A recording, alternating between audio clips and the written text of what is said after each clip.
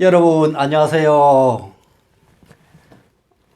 세상 사는 이야기 강섭쌤의 위주알 고주알입니다. 세상을 살다 보면은 평생 잊을 수 없는 사람들이 가끔 있지요. 제가 초등학교 저학년 때 이야기부터 해볼까 합니다. 1960년대 후반, 그 당시는 우리나라의 경제 사정이 극히 나쁠 때였고 후진 상태에 있을 때인지라 먹는 것조차 해결하기 어려운 상태에 있다 보니 우리 국민들의 위생 상태는 말이 아니었습니다. 병이 나도 병원조차 갈 수 없는 상태이다 보니 상처가 나면은 부드러운 흙을 발라서 치혈을 시키기도 하고, 심지어 머리가 깨지면 된장을 발라서 치혈을 시키는 것으로 치료를 대신하기도 했지요. 사정이 그러다 보니 질병에 대한 예방 조치는 엄두도 못 낼 때였고, 몸속에는 회충을 비롯한 온갖 기생충이 기생할 수밖에 없었습니다. 초등학교를 입학하자 비로소 학교에서 회충약을 공급하게 되었습니다. 학교에서 나누어준 체변 봉투를 제출하면 기생충의 존재 여부를 판단하여 각종 구충제를 공급하였습니다. 거의 모든 학생이 회충약을 받아들게 되었고, 이 약을 먹고 나타난 결과를 담임선생님이 조사하고 학교별로 집계하여 상급기관에 보고하도록 되어 있었나 봅니다. 취약 아동에게만 이 구충제가 공급되다 보니 부모님들은 약을 나누어서 미취학 어린 동생에게 먹이거나 나중을 위해서 남겨두는 일이 허다했습니다.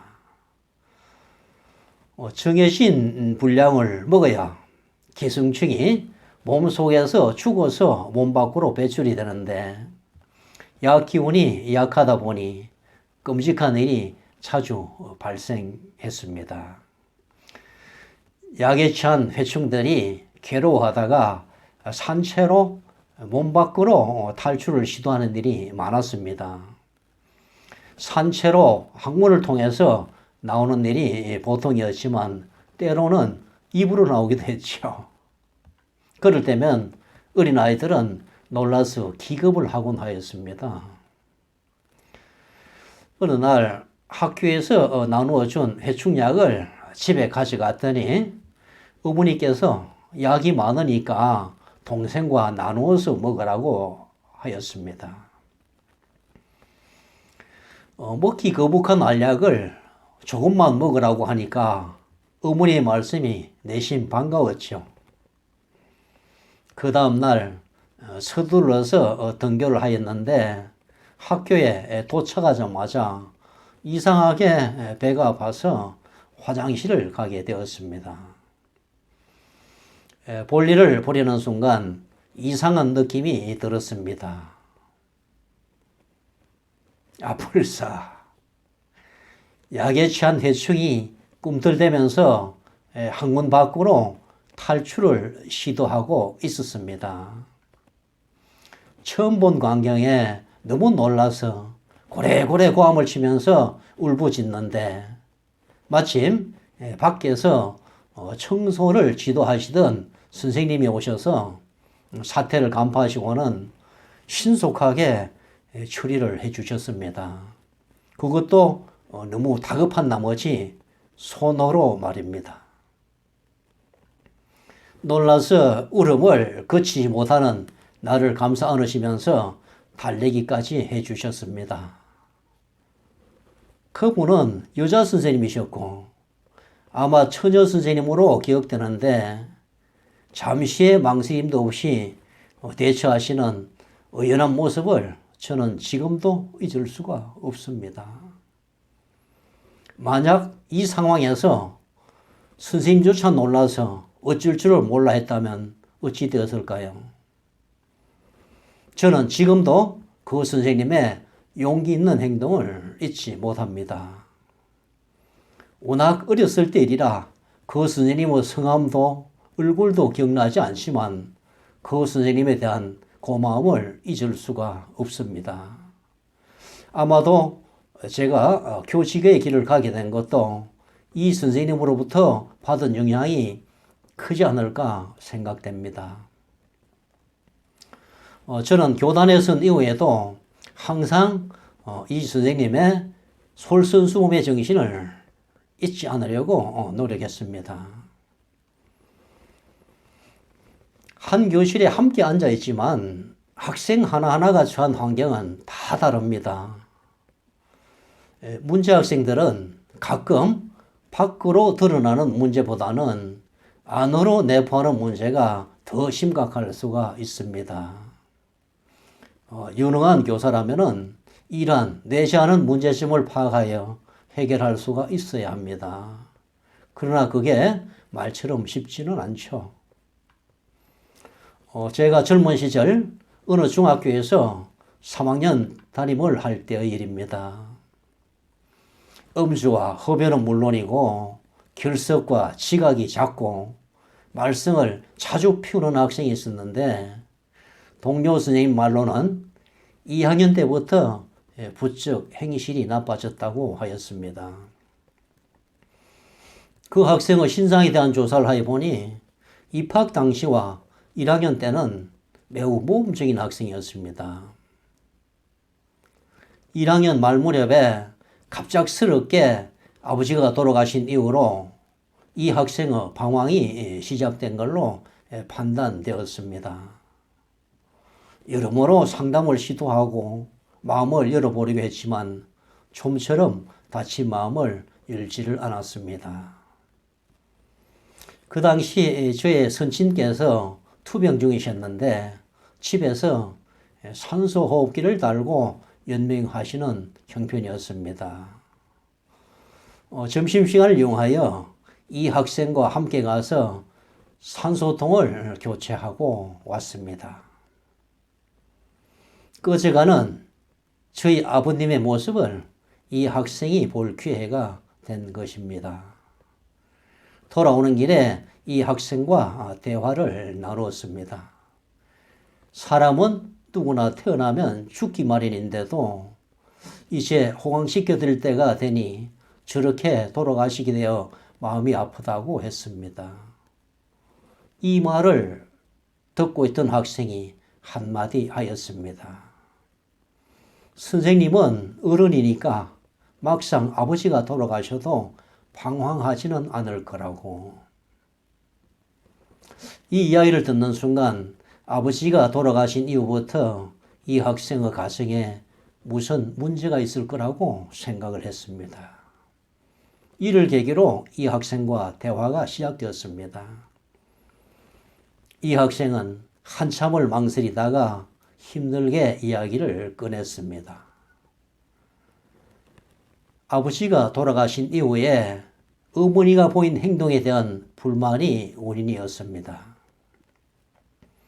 아버지에 대한 그리움이 채 가시지도 않았는데 어머니한테 새 남자가 생긴 것이었습니다. 그 사실을 알게 되면서 어머니에 대한 실망이 매우 컸었는데 설상가상으로 이 남자가 가끔씩 집에 들른다는 것이었습니다. 그 일로 인해 이 학생과 어머니와의 관계는 악화일로를 걷게 되었지만 엄마의 남자는 여전히 집을 드나들었답니다. 이 남자가 올 때마다 이 학생은 집을 뛰쳐나와서 친구 집으로 가게 된 것이지요. 공교롭게도 친한 친구가 편부 가정인데 아버지가 자주 집을 비우게 되면서 둘만의 시간을 갖게 되었고 자연히 술과 담배를 입에 대다 보니 다음날 결석을 하게 되는 악순환이 반복된 것입니다. 남에게는 처음으로 들려주는 이야기라면서 선생님 같으면 어떻게 행동하겠느냐고 묻더군요. 이미 그 학생의 어머니와 상의할 단계는 지난 것 같고 섣부른 충고는 오히려 상황을 악화시킬 우려도 있어 잠시 망설이다가 이렇게 대답하였습니다. 어머니의 인생이 따로 있고 너 인생이 따로 있는데 어머니에 대한 불만 때문에 너의 인생을 망치는 것은 어리석은 것 같다. 너 이야기를 들어보니 네가 무척이나 힘이 들 것 같기도 하구나. 학교를 오지 못할 상황이 되면 안 와도 좋지만 선생님이 걱정하지 않도록 반드시 연락을 해주기 바란다. 선생님은 너를 이해할 수 있으니까 하루빨리 마음을 다잡고 정상적인 생활을 하기를 바란다. 그날 이후로 이 학생의 태도가 조금씩 변화되기 시작하여 결석 횟수가 줄어들기 시작했습니다. 담임인 내가 걱정할까봐 전날 먹은 술이 채 깨기도 전에 등교를 하여 아침부터 엎드려 있기도 하였습니다. 영문을 모르는 선생님들은 여전히 꾸중을 하였지만 나는 그 사정을 이야기할 수가 없었습니다. 그 학생과의 약속이었으니까요. 졸업 후 몇 년이 지난 어느 날 성인이 된 이 학생이 여자친구와 함께 나를 찾아왔습니다. 그 이후로 마음을 잡고 생활하였고 대학 진학 후 학생회장도 하였으며 이제는 좋은 직장에 취직을 하였다고 하였습니다. 학창시절 방황하던 저를 이해하고 용서해 주어 매우 고맙다고 인사를 하면서 시간이 되면 식사 대접을 하겠다고 하였습니다. 바쁜 일정 때문에 비록 식사는 같이 하지는 못했지만 나는 그 학생이 더없이 고마웠습니다. 나의 충고를 받아들여 마음을 다잡은 것이나 나를 잊지 못할 선생님으로 기억하고 있다는 사실이 너무 고마웠습니다. 여러분은 평생 잊지 못할 고마운 사람이 있습니까? 그리고 여러분은 누군가에게 잊지 못할 고마운 사람으로 기억되고 있습니까? 호랑이는 죽어서 가죽을 남기고 사람은 죽어서 이름을 남긴다고 했습니다. 비록 내가 이 세상을 떠난 후에라도 나를 기억하는 사람이 있다면 그것은 더 없는 축복일 겁니다. 오늘 저의 이야기에 공감하셨다면 좋아요 눌러주시고 아직 저희 구독자가 아니시라면 구독해 주시기를 부탁드립니다. 다음에는 좀 더 재미있고 유익한 이야기로 찾아뵙겠습니다. 지금까지 강섭쌤의 미주알 고주알이었습니다. 여러분 안녕.